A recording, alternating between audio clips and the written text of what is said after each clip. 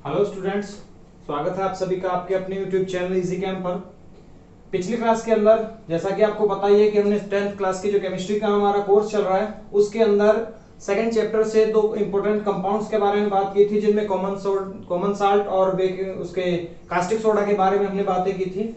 उनके बारे में जितनी भी डिटेल थी, चाहे उनका फॉर्मूला हो, उनका कॉमन नेम हो या उनकी प्रिपरेशन को लेकर कोई बात हो, वो सभी चीजें हमने डिस्कस की थी।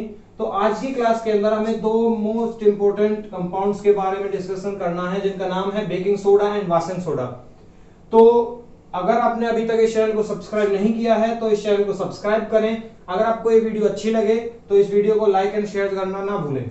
तो चलिए बात करते हैं। जैसा कि हम जानते हैं, हमें दो इंपॉर्टेंट कंपाउंड्स के बारे में यहाँ पर बात करनी है, baking soda and washing soda. सबसे पहले देख लेते हैं जो भी हम अपनी वीडियोस के अंदर करते आए हैं। सबसे पहले हमें इनका केमिकल फॉर्मूला, केमिकल नेम और साथ में इनका कॉमन नेम जो दे ही रखा है, इनके बारे में थोड़ी डिटेल लेनी है। तो इसका जो फॉर्मूला होता है बेकिंग सोडा का, वो होता है NaHCO3।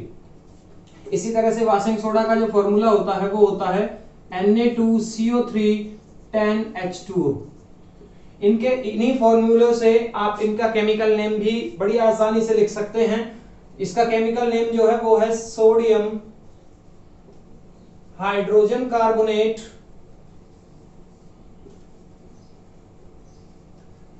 और इसका जो केमिकल नेम है वाशिंग सोडा का, वो क्या है? वो है सोडियम कार्बोनेट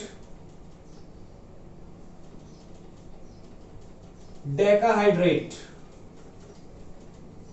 याद रखिए, जब भी आप कोई फॉर्मूला लिखेंगे तो उसके अंदर जितने भी वाटर मॉलिक्यूल आ रहे हैं, उन वाटर मॉलिक्यूल्स को हाइड्रेट वर्ड के साथ जोड़ करके, जैसे वन के लिए मोनो, डाई, ट्राई, टेट्रा, पेंटा, हेक्सा, ये सभी आप वर्ड रूट्स यूज करके उनके साथ में आप ऐड करते हैं और हाइड्रेट वर्ड जो चलता है वो चलता है वाटर मॉलिक्यूल्स के लिए। देखिए, यहीं से आपको एक छोटी सी बात और बताते चलें कि आपसे बोला जाता है water of precipitates. Molecules of waters of precipitates क्या होते हैं? जिसके साथ जितने भी वाटर के मॉलिक्यूल जुड़े हुए हैं उन्हीं को बोला जाता है वाटर ऑफ प्रेसिपिटेट्स या मॉलिक्यूल्स ऑफ प्रेसिपिटेट्स।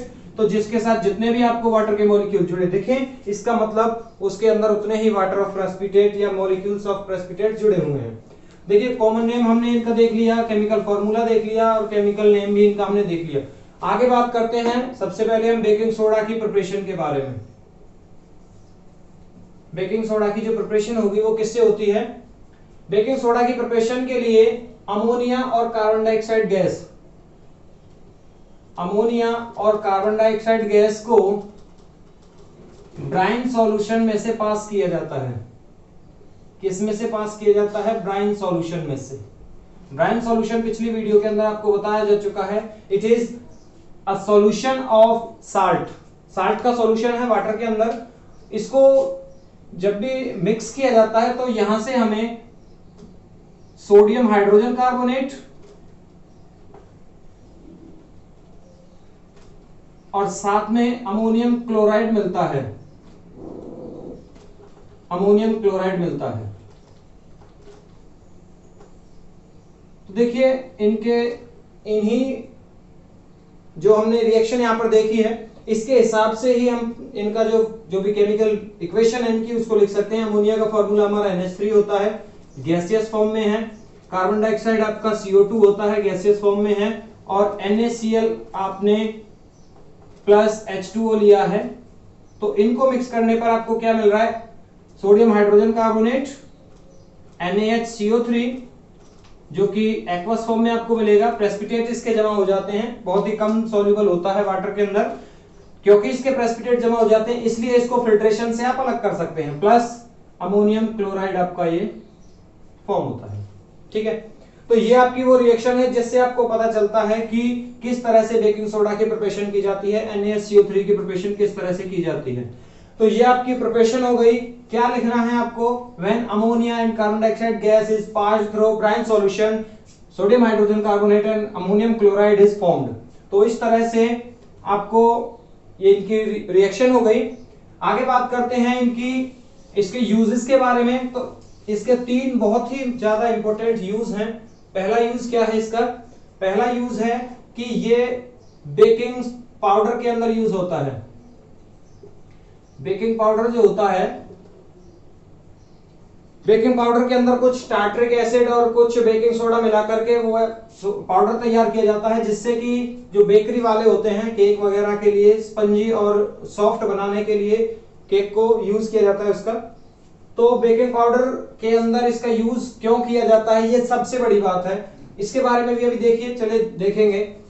NaSCO3, क्योंकि हमें क्या करना होता है, जब भी आप इसको हीट करेंगे तो इसको हीट करने पर आपको सोडियम कार्बोनेट, साथ में CO2 और साथ में वाटर मॉलिक्यूल्स मिलते हैं। देखिए एक चीज हम जानते हैं CO2 के बारे में कि CO2 गैस जब भी रिलीज होगी तो वो जितने भी फूड मटेरियल होंगे, जितने भी सब्सटेंस होंगे, उन सबको फुलाने का काम करती है। ये ऐसी गैस है जो वास्तव में फैलती बहुत है, जो खुद फैलेगी और जो जिस भी फूड स्टफ के अंदर या जिस भी फूड आर्टिकल के अंदर इसको रखा गया है उसे भी फुलाने का काम करेगी। तो इसीलिए जब भी हम बेकिंग पाउडर को के अंदर बेकिंग सोडा यूज कर रहे होते हैं, ऑब्वियस सी बात है हमें उसे हीट करना पड़ेगा। और जब भी उसे हीट करेंगे तो क्योंकि कार्बन डाइऑक्साइड गैस रिलीज हो रही है, इसलिए वो जो फूड स्टफ है, वो जो फूड मटेरियल है, बेकरी वाले जो भी यूज कर रहे हैं, वो जो चीज हो जाती है वो फूल जाती है, जिसकी वजह से इसे बड़ी आसानी से यूज किया जाता है। अब देखिए ये क्या है, ये हमारा एक इंग्रेडिएंट है या फिर पहला स्टेप है वॉशिंग सोडा तैयार करने के लिए। तो देख लेते हैं, इसी रिएक्शन को हम आगे चल करके लिखेंगे। बेकिंग पाउडर के अंदर इसका यूज हो गया। दूसरा इसका यूज है एंटासिड के अंदर। एंटासिड के अंदर इसका यूज कैसे होता है, एंटासिड के अंदर यूज करने का इसका मतलब है कि किसी एसिड के साथ इसके रिएक्शन कराने पर ये NaCl, CO2 और साथ में वाटर मॉलिक्यूल्स रिलीज करते हैं। आप जानते हैं किसी एसिड की रिएक्शन अगर हम किसी के भी साथ करा रहे हैं, अगर हमें साल्ट और वाटर मिल रहा है तो जिसके साथ हमने वो रिएक्शन कराई थी वो बेस था। तो यहां से आप आसानी से बता सकते हैं कि हमारा जो बेकिंग सोडा होता है वो बेसिक होता है नेचर में। तीसरा इसका जो यूज है वो है आपका फायर एक्सटिंग्विशर के अंदर। एक्सटिंग्विशर के अंदर इसका यूज होता है। क्यों होता है, क्योंकि जब भी आप पहली रिएक्शन जो आपने देखी थी NaSCO3 को जब भी आप हीट करेंगे, क्योंकि सीधी सी बात है, जब भी आप आग के अंदर इसको डाल रहे होते हैं आग को बुझाने के लिए, तो इसे हीट किया जा रहा होता है। तो Na2CO3 plus CO2 plus H2 ये रिलीज होते हैं। और CO2 के अंदर एक कैपेसिटी है कि वो ऑक्सीजन की सप्लाई को बंद कर देती है, जिसकी वजह से आग बुझाने में थोड़ी मदद मिलती है। तो ये इसके यूजेस हो गए। आगे हम बात करते हैं, हमारा जो अगला प्रोडक्ट है वॉशिंग सोडा। वॉशिंग सोडा क्या है, वॉशिंग सोडा का हम केमिकल नेम, केमिकल फॉर्मूला और कॉमन नेम तीनों चीजें पढ़ चुके हैं। आगे इसकी बात आती है इसके प्रिपरेशन की। तो प्रिपरेशन हम देख चुके हैं, इसकी जो प्रिपरेशन है वो बेकिंग सोडा को हीट करने पर होती है। बेकिंग सोडा को आप जब भी हीट करेंगे तो वो वहां से हमें बेकिंग सोडा के लिए, वॉशिंग सोडा के लिए जो फर्स्ट पार्ट है हमारा सोडियम कार्बोनेट वो मिल जाएगा। ये लिख दी हमने रिएक्शन NaSCO3। जब भी आप इसे हीट करेंगे तो Na2CO3 plus H2O plus CO2 ये आपको मिलेगा। अब सेकंड स्टेप के अंदर आपको क्या करना है, सेकंड स्टेप के अंदर आपको इसका रिक्रिस्टलाइजेशन करना है। रिक्रिस्टलाइजेशन आपको इसका करना है सेकंड स्टेप के अंदर।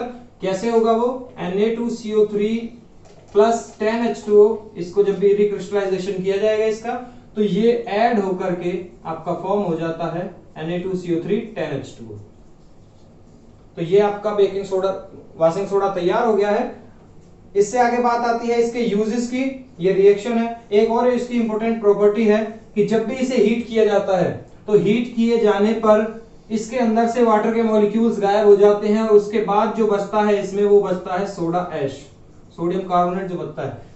याद कीजिए, याद रखिए हमेशा कि एंसेंट इंडिया के अंदर, जो प्राचीन भारत में जब यूज किया जाता था, सोडियम कार्बोनेट ही वो कंपाउंड था जैसे यूज किया जाता था कपड़े साफ करने के लिए। उस टाइम पे इसे रेहे या सज्जी नाम से जाना जाता था।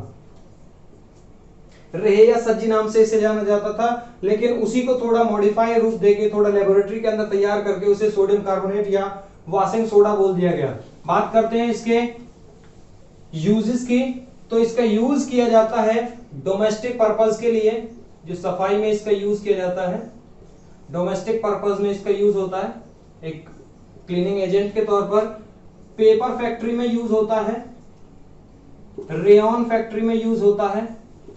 इसके अलावा वाटर की जो परमानेंट हार्डनेस है, परमानेंट हार्डनेस को दूर करने के लिए इसका यूज किया जाता है।